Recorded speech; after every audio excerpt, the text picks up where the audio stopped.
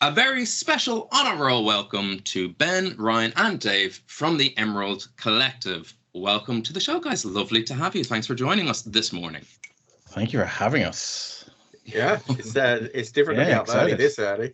Yeah, exactly. Yeah. Ooh, you gotta wake up pretty early to get one over on us at On A Roll. Yeah. Or just drinking water this morning. Well, I got a cup of Joe here in front of me. Yeah. To start the Green day. tea. Nice. Lovely. Ryan, what are you? Any beverage of choice in the morning? I've got one that I'm going to cover so that you don't get any. Yeah. Fair. Speaking of new beginnings, you've learned how we all start our day, but let's get to the meat of the things. Whether it's campaigns, new characters, starting a new system, or indeed starting a new collective, which is why we have the Emerald Collective here today as our special guests. Dave, we'll start with you with a question. I'd love to know more about what it was like for you starting a new channel and then starting all the streams that have come with the Emerald Collective. Yeah, so starting a new channel, I think it wasn't as difficult, I think, for us because we were a group anyway. We were a group of streamers on another channel, and we had our own sort of relationships built and forged there, which was good. It was a good start. So that was a bit of a step forward for us. We just found a new home online, just built our channels and stuff like that. So I think first and foremost, we've always been about our sort of streaming community. So I think the logical first step in my eyes was to build the Discord community and then move on to the socials and stuff like that. So yeah, I think your first step is to find your people and bring them with you. Nice. That's lovely. And if two's company, three is a crowd, how many people does it take, speaking of people, to start a collective?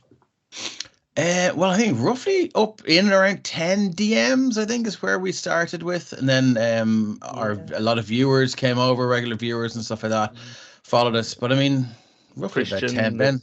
Technomancer, if we're, lots about 10, yeah. About 10, I think, yeah. And we'd be lost if it wasn't for Christian, because we're all very creative people. Some of us aren't great at the old OBS and otherwise. Well, much like this, Ryan's, somebody sends a link, Skype, Zoom, whatever. I click, and then it's, that's the magic happens behind the curtain. Just hand it to me, and I go, yeah, okay. Basically, it takes one techno wizard and a bunch of idiots to run the games. What it is. Absolutely. That's it. How many TMs does it take to screw in a light bulb? Well, one techno wizard. Yeah, exactly. It depends on the role for it. Oh. Yeah, it requires a DC 20 intelligence check. Hopefully. You cannot use the help action. Qualified for. Yeah. Yeah, it is no group checks here. It takes one person, and that one person is Christian, who I've had the pleasure of being on streams with before, and yes, incredible skills. So it's not a lot like games, a lot like sessions. It's not necessarily on one person, but one person, usually the DM or GM, will bring the bulk of the skill to the table with them. If someone was looking to get involved, if they had an idea for a new campaign, or if they had an idea for a new character they want to play, like where would they go if they were looking to get involved with the Emerald Collective? I think step one is definitely just find us on Discord, because we run beginner games. We run we've a sort of a process that has worked for us for the last while, and as much as we'll get new people on, we'll try them as a player in the one shot if it's something they're into, and if it's something we're feeling, then we'll sort of go, hey, look, that was really good. Do you ever think of running your own one shot? And then we'll give them the opportunity, give them the help if they need it. If they don't, then we'll just go, hey, let's go and see about that. And then if the one shot's something that they're happy with, then we might talk to them about doing a mini campaign and then maybe a full campaign. So jump into the community and jump into the Discord and hang out, talk about what you're into, especially if you're into stuff that isn't 5e. And I mean, if you're to 5e, cool, like run whatever you want, but we're eager to try new systems, and I think I'm going to be running Paranoia soon. Ryan, I think you're going to look at Candela, and I think Ben's looking at was it Shadow Dark tomorrow. Well, depending on when this will probably actually release after I've already started Shadow Dark, because it is tomorrow. But, we'll see. But yeah, the looking for game channel as well. Even not on stream, there's a lot of people running games, and maybe one of the GMs from the stream might be running just like a private one shot or something, you know, as well. There's community game nights, which is the non TTRPG, like, you know, board a lot of games Jackbox. A lot of Jackbox, yeah. They are usually kind of 18 plus though, just to say. Cannot be held responsible for Linda. Yeah, the robot rap out was my favorite one. Yeah. And obviously, people looking to come over to our Discord, though, like, because sometimes the Discord links and stuff are hard to find. Of course, you can find us on Facebook and Instagram, Twitter, that kind of stuff. That usually has the link tree that gets you into the Discord and stuff. So there's always ways to come and find us for sure. There's plenty of different places. As for the one shots and stuff like that, like, that's how I started as well. Like, I'm now running my own campaign, but mine was just a one shot done at Halloween like 2 years ago. Never DM'd before, did that. Quite a few people kept messaging me over the years, like, please run a follow-up. So I ran a follow-up to that, and then the campaign was off the back of that. So it's easy to get involved, and we've had loads of people do one-shots for us, like Brett, like John. There's loads of people that have done them. So yeah, if you're interested in doing it, we'll give you the space to do it if we can. So come and see us. Yeah, I think you hit on a really important thing there, which is depending on your level, there's an entry point every step of the way, whether it's just chatting to people, just getting advice in the Discord, joining in the non-streamed if you're uncomfortable on camera, or kind of the sense in the public space. There's non-stream games, and then there's stream games. And sorry, other Ben, we talked at the same time, which I can only assume it's a Ben thing. I believe it's some sort of psychic connection happening here. Well, again, as you said, on the kind of beginner point, you know, as you said, Ryan, you'd never DM'd, and similarly, we have had players, you know, on stream, very, very brave of them, first time they'd ever played, you know, D&D. So it's definitely not, you know, just because you are a newbie at something, or you're even just interested. I mean, like this. That's it, you know. I get excited. I think we all do. Showing someone the game, you know, it's part of another reason you might want to run a new system, because you're like, here, look at this thing, look at this weird thing that I found. It's cool. Especially with newbies, like just that moment where they're like, they ask, can I do this? And when you see that moment where they're like, I can pretty much do anything in this game, and it's moment when you give that to a new player. It's one of my favorite things about TTRPGs. That it's not a video game. There's not a Well, I mean, you know, obviously there has some similarities, you know, but there's not like you can do anything. It's not. Yeah, I think you've hit on a really lovely segue into our next question, which is whether you're a new player or even starting a new system, that sense of freshness, that sense of newness. Everyone's coming in on the same page. And Ryan, we were chatting a little bit before the interview started, and I was wondering if you had any advice you would give to GMs and players when either kicking off a new campaign or when jumping into a new system, or even for a one shot, like sitting down at a new table with people. Is there something that you go to, rules you might keep in your own head and go, you know what, these are my 3 guidelines, and if I keep these in mind, I'm going to have a good time? Okay, so if I had to give you 3 kind of guidelines, first one is, as hard as it might sound, don't be shy. If you have an idea to do something in a game, like Dave said, like there's so many things possible. Like, so if you're sitting there and I don't know, they're trying to work out this puzzle and you're like, oh, well, maybe this is the answer, but you're a bit shy and don't want to say it. Absolutely say it. It might be the most stupidest thing in the world, but it might be the thing that your DM's actually done to make the puzzle work, because he's trying to catch you out, you know? So like, say the stupid stuff, even if it doesn't work, it's going to be funny as hell, and everyone at the table is going to enjoy it regardless, you know? So first thing I'd say is don't be shy. Second thing I'd say is maybe to be a GM, just if you've got a story in your head, like I know for me personally, like I had that story in my head that I just could not get rid of. It wouldn't leave me alone. My partner bought me a dictaphone because I was literally waking up in the middle of the night trying to find bits of paper to scribble bits down to go towards this campaign, and she was just like, look, for God's sake, here's a dictaphone, just speak into it and then check it in the morning, kind of thing. If you've got that story and you want to tell it, the system, anyone will help you work out the system. we're here, like we'll help you work out the systems that goes best for it, whether it's Call of Cthulhu, whether it's D&D 5e, once it's maybe Shadow Dark, once Ben's got kind of more of an idea of how it runs, that kind of stuff. Like, people are there to help you run the system. If you've got that story, absolutely bloody tell it, 100%. As for the third bit of advice, the only thing I could really say is have fun. Like, we have stupid amounts of fun. The story, it will get told. There will be times when it gets stressful, where it gets serious, where it gets intense, where you don't know what the hell is going on.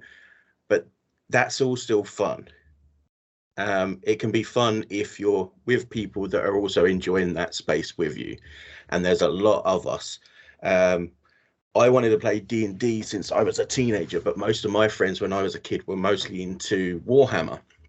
Now, not that I don't like Warhammer, I do, but I wanted to play D&D and I never got into it until I was into my 30s. And I remember when my DM first said to me, like, look, you know, I'm thinking about running this game. Do you want to join in? I was like, hell yeah. And it's the best choice I ever made, because it's so much fun. You meet so many cool people. Like, I've got to meet all you guys, get to meet other wonderful creators. We've had the likes of high rollers like Radar Channel and stuff like that. You know, there's some incredible creators out there. So get involved. That is fantastic advice. I couldn't help think, you know, the first bit of advice, don't be shy, and the last, have fun. Don't be shy about having fun, about embracing everything about it. Yeah. You will walk away happy, I guarantee it. We've all played moron characters. Like, you know, I played a kobold that was obsessed with fire so much that he burnt half his body off. You know? And it's that thing of, you know, don't be shy about having fun. I think that's, and I don't get to enough of them. And I think that's one thing that's great about, like, say you go to a con or something, you know, just any, you know, nerds, and it's like you get there and it's like people just being so it's a place where they are comfortable just being completely open about just loving the thing that they love and not worrying about it being cringe or whatever, you know, because I get you're with your people. I hear myself talking sometimes to my poor long-suffering girlfriend, you know, about something, and I'm like, you know. Also, actually, on that, sort of on that point, was anybody else imagining Ryan just sort of like waking up bleary-eyed with a dictaphone, being just like, a dragon applies for planning permission for a new conservatory? At some point, I will release recordings, and everyone will hear how bad they are. I hope there was a moment where you went back to sleep and left it recording, so we can hear the sleep talking. Oh yeah. No. You should release them all, mix them all, and then anytime a player casts like dissonant whispers, just play a mix of your thoughts at night. Nice. That might come in handy for Candela Obscura, some just frightening dream babbling. Maybe I could just like use it as like vicious mockery or something like that. Yeah, definitely. I think what's become very clear over the last while the interview is that you guys are experts at this, whether it's starting campaigns or, well, let's say, look, when I say experts, dab hands at having fun at the table, not being shy, and throwing yourself in. Experts at having fun like this. But even after all the games you have been playing, after whether it's a DM or player, Ben, I might ask you this: is there anything, especially with starting a new campaign, is there anything that surprised you, or that even, you know, you would think maybe after all this time it's all paint by numbers, but was there anything that came in as something new or something that unusual that shocked you? I think with I'm trying to think with world building, you know, not as much. I never really, you know, as much as I might do it, even just as a hobby, I like to world build. I always get kind of too stuck into it, you know, and even where I was thinking I had this this campaign coming up, and I was like, well, it's, you know, well, I just use the same, like, kind of like my homebrew world, you know, it's easy. I have all of that info kind of in my head, you know. But as started focusing on a small region that I wanted to set it in, it can't help myself expanding it out, and you start thinking more and more. There was an interesting thing with this, is the next campaign I'm doing is the Shadow Dark system, and there's a much greater emphasis on darkness and light. So, you know, a bit of a meme with particularly 5e D&D, or somebody that, you know, the DM says, oh, you know, it's dark, and then, you know, 9 million players at the table. It's just like, I have dark vision, you know, dark vision. Nobody has dark vision. Only the monsters can see in the dark, in Shadowdark, and so torches are very important. And then I got this idea for the campaign. And I realized after I'd kind of developed it a bit, and I'd already sort of fallen in love with the idea for this campaign, this adventure, that I was like a lot of this takes place, like a lot of it will take place over ground, you know, where the system is very well suited to like dungeon crawls. And I won't say too much, just because it will spoil something, but you know, it's like, well, how can I bring that the Shadowdark, you know, above ground? And then that was a surprising thing, that it like something mechanical, a mechanical feature of the system or a constraint led to this development in the world building and the kind of the overarching story of the campaign. Which I mean, that in itself was surprising and interesting, that it's like I had to adapt it to that system. And it's made for what I hope is going to be a really cool moment. I think that's probably been the most surprising thing with this one.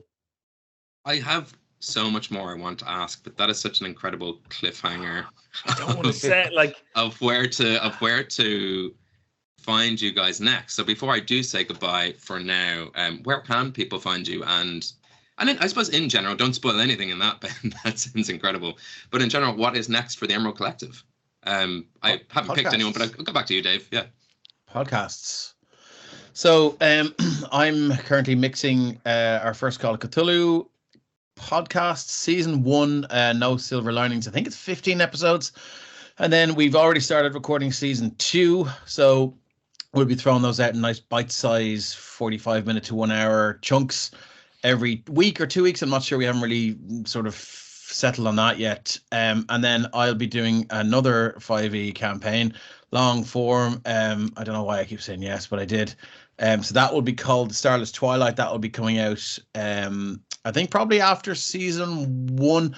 I'm not sure. We'll figure out the release sort of schedule. But yeah, so podcasts mainly. And I think we're going to do a few more bits and pieces. Mark is like prolific. Mark Corrigan, who did Vibrance, prolific. Like, he's just churning out these Call of Cthulhu stories. They're up and drive through RPG, if you don't mind me giving him a plug. No.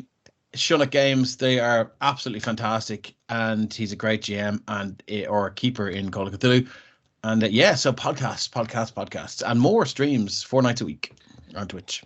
See, Mark's been doing such a good job with the Call of Cthulhu as well. It's actually inspired me to write my own one, which we are going to be recording as well at some point. Yeah. Because that kind of dark gothic horror, that's my jam all over. So, I'm looking forward to terrorizing them. Yeah. It is a system I've yet to play, but like the whispers on the side of my mind, I keep hearing of games. And I'm like, okay, how do I get involved in this? If only I could figure out how to have more time in the day and week. Well, yeah. Yeah. Well, we've done our show. Yes, please do. Well, you'll find me in the Discord. If we've done our jobs right, there'll be links to absolutely everything that the guys have ever in chat, and also in the description if you're watching this on VOD. Thank you so much for joining us. Back to you guys in studio.